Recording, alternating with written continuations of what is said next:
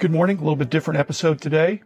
Eddie Van Halen passed away. As you can see, this is a tribute to him. And you think, what's that got to do with sports cards? Well, Rich Klein and I did an episode about comparing and contrasting the music industry and their superstars with sports cards.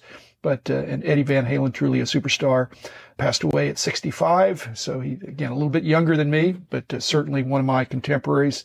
Always, obviously, a sad day. But I was listening to, and I listened to a lot of podcasts, and one of the ones I listened to said, what can we learn about some other field from the life and career and experience of Eddie Van Halen? And I thought that was interesting. I thought, well, there probably are some parallels with the sports card industry as well. So I'll just point out a few and run through them pretty quick.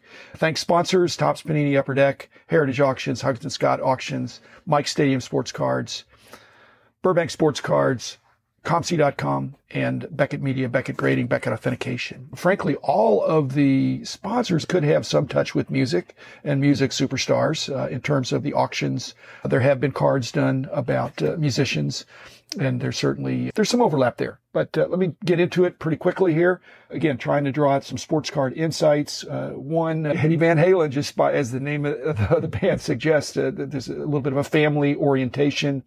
He put his family first for the most part, and I think that's one of the good success points for our industry. If you're a collector and you have your family involved and supportive, that's a good thing. Number two, I realized because I was just a fan and really appreciated the music and the guitar excellence, but he was a little bit of an introvert, as I am too, and it just shows that an introvert with some expertise can be very successful. So I've noticed that some of the people in our hobby can be very successful, even though they're on the introvert side. So if you're an introvert, be proud of it and accept it and enjoy it. Number three, he had a career with some gaps, and I just want to assure people I'm one of the very rare collectors that really didn't have a gap. Other than I did have a gap in high school and first part of college, but for the most part, I've had an adult gap-free hobby experience. But he had a gap, and I just want to say that's okay. In fact, it's probably more normal, and sometimes that gap is healthy, and that you come back stronger. He started in '72 with his recording career. I guess that's kind of when I started, so that was interesting. He didn't take any guitar lessons. Here he's considered one of the top, certainly in the top 10 guitar players of all time, and yet he never took lessons. And it just shows that when you're self-taught, it's actually not a bad thing. I think a lot of the things in my hobby growth and journey, I was self-taught. It doesn't mean I wouldn't, or that Van Halen wasn't influenced by others out there, but he really didn't take lessons. I never had any lessons about sports cards, but I observed and I adapted and I tried to innovate, and I encourage you to do that too. He also was not afraid to zig when others were zagging, or vice versa. In fact, one of his quotes was, he says, "It is what it isn't," which just shows that he's looking at things in a different way. And I encourage you to do that as well. In our hobby, again, I've done that episode about following the herd. Nothing wrong with it when the herd is right a lot of the time, but Eddie Van Halen was not a follow the herd guy. I still know what it means. I'm famously quoted for saying it is what it is, or it either is or it isn't, but not that it is what it isn't. That seems like an illogical statement, but when you're a creative guitar genius, I guess that's just what you can get away with.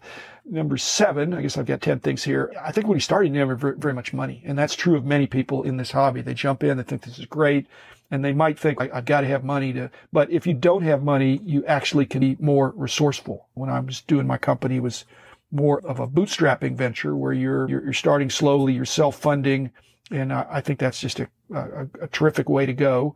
You might go a little slower, but you can build on your success. So if you don't have much money, you can still enjoy this hobby and go on to great things. In fact, it's the story that he invented his own guitar. And to me, that's amazing. But then it had unique qualities and properties. Number 8, he couldn't read music.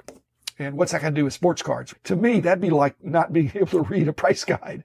And frankly, nowadays, the written price guide is not even something that people think even has value. It does have value, but it just shows that when you're playing by ear, or you're collecting sports cards and investing or buying or selling sports cards by ear, in other words, not according to some written sheet of music, that's you may win, you may lose some, but you also may win some, and you may be able to be more spontaneous, which I think that certainly would be the case here. Number 9, there was a comment which I didn't really, because I never saw him in concert in his band, but it said he liked to smile when he was playing, and of course you'd think you would be smiling if you're doing something you love, but it just points out that in business and in life, would you rather do business in the hobby with somebody that's a smiler or somebody that's a frowner? I think most people would like to do business with somebody that is enjoying being there and smiling. So smile when you talk. That's a good thing. Now, the question that comes up is that how do you present a digital smile? So much of the internet can wind up being trolls and things like that. But I think if you're putting a positive presentation forward, whether it's facially or digitally, I think it puts people at ease. And then finally, number 10, just to make this a quick episode, his excellence and his success are actually inspiring and perhaps even contagious. And to me, that's how this industry that we have, this hobby that we have, is going to grow, is that as you have success and you have excellence in what you're doing of buying and selling or collecting, however you're expressing it, and you're telling your friends with a smile, they're going to say, hey, I want some of that. How can I get involved? And so I think that's exactly what's happening. So thank you for passing it on. Thank you, Eddie Van Halen, for being an inspiration in many areas of your life, and rest in peace. So thanks, everybody. Be back tomorrow with another episode.